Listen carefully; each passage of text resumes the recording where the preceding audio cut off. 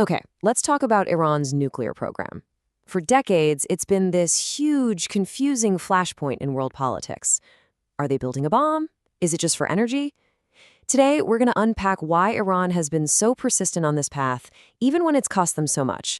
And we're going to do it by looking through a really fascinating and, honestly, unexpected lens. To really get this, you have to hear how they talk about it themselves. This is a quote from their former foreign minister, Javad Zarif. He's not talking about weapons or power grids. He's using words like dignity, respect, and destiny. It frames the whole issue as a matter of national pride. And that right there, that's the central puzzle, isn't it? If this is all about national dignity, why on earth has Iran been willing to pay such an incredibly high price for it? And, the price has been absolutely staggering. We're talking about international sanctions that have just wrecked their economy, a massive brain drain with their most educated people leaving the country, billions and billions in lost money from oil and investment, and on top of all that, decades of being treated like a pariah state. That is a brutal cost for any country to bear. So, how do we make sense of this? Well, to get to the bottom of it, we're going to dig into this fascinating Stanford University thesis called Iran's Nuclear Hedge. It argues that to really understand Iran's motives, you have to look past the daily headlines. And the first major point the thesis makes is that this nuclear strategy is surprisingly consistent. It's not new. In fact, it started long before the current regime even existed. The thesis argues that Iran isn't really racing to build a bomb, but it's not purely about peaceful energy either. It's doing something called nuclear hedging. So what is that? Well, think of it like this. It's getting all the ingredients for a cake ready. You buy the flour, the sugar, the eggs, you mix the batter, you have everything ready to pop it in the oven, but you don't actually bake it. You just keep the option to bake a cake in like 10 minutes if you suddenly need one. That's hedging. You get right to the edge of having a weapon, but you stop just short. You keep the option open. And this is where it gets really interesting. Look at this comparison. On the left, you have the Shah's government, a pro-Western monarchy. On the right, the Islamic Republic, fiercely anti-Western. These two regimes couldn't be more different. And yet, look at their nuclear policy. Both wanted a huge nuclear industry. Both wanted the option to build a bomb. Both insisted it was their right. The government was overthrown in a revolution, but the hedging strategy, it stayed exactly the same. So the big question is, why? Why do they do it? Let's quickly run through the common explanations, what the thesis calls the usual suspects. First, you've got the security model. This one's pretty straightforward. Iran is in a really tough neighborhood. It's worried about Israel, the Gulf states, and of course, the United States. A nuclear option is kind of the ultimate insurance policy. Then there's the domestic politics model.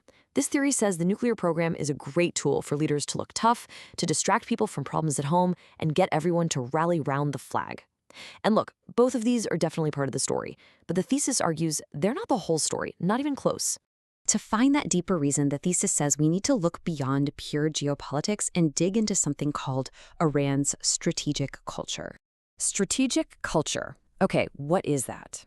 Think of it like a country's operating system, or its collective mindset. It's the unique mix of history, shared stories, and core beliefs that shapes how a nation's leaders see the world and what they think is a rational decision. It's the why behind the what. And the thesis breaks down Iran's strategic culture into three core pillars that, together, explain its obsession with the nuclear program. Once you see these, a lot of things start to click into place. Pillar number 1 is pride. And this isn't just everyday patriotism. It's this powerful nationalism that's rooted in a history that goes back thousands of years, to a time when Persia was a dominant world power. So from this point of view, mastering something like nuclear technology isn't just practical, it's a symbol of their greatness, a way of demanding respect and their rightful place on the world stage. The second pillar is the complete opposite of pride. It's vulnerability. Iran's history is just full of invasions and foreign meddling, from ancient history all the way to modern times with Britain, Russia, and the US. This has created this deep, almost paranoid feeling of being surrounded and insecure. It's a core belief that when push comes to shove, nobody is going to come and save Iran. They have to be able to protect themselves. And the third pillar is the most complex one, ambivalence. The thesis calls it a love/hate relationship with the modern world.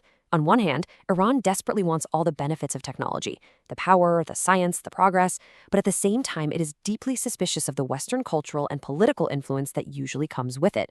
The nuclear program is the perfect example of this tension. It's a way to get the ultimate modern technology, but to do it completely on their own terms. Okay, so what's the big takeaway here? Why does looking at Iran through this cultural lens actually matter? It matters because it helps explain why decisions that look totally irrational from a simple economic or political viewpoint suddenly make perfect sense inside this cultural logic. I mean, spending billions of dollars and becoming an outcast just for a power plant? It sounds crazy.